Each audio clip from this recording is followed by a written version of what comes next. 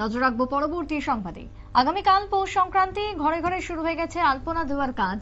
এমনই ছবি ধরা পড়লো রাজ্যের বিভিন্ন প্রান্ত থেকে, যার মধ্যে উল্লেখ্য হচ্ছে আলপনা গ্রাম। সেজে উঠেছে আলপনা গ্রাম। আগামীকালকের জন্য একটা গোটা বছরের অপেক্ষা আলপনা গ্রামের প্রত্যেকটা গ্রামবাসীদের থাকে।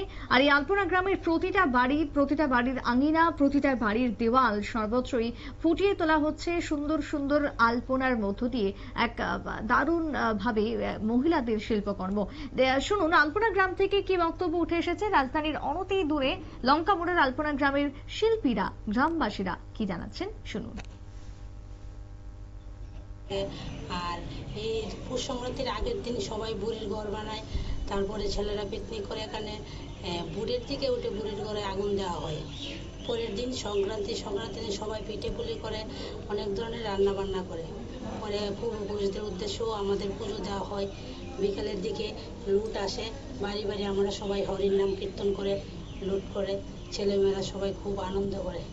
এটা তো পূর্বপুরুষ থেকেই করে আসছে, আমরাও এখন করছি, আমাদের ছেলে মেয়েরাও দেখছে, করছে। সুন্দর হয়েছে।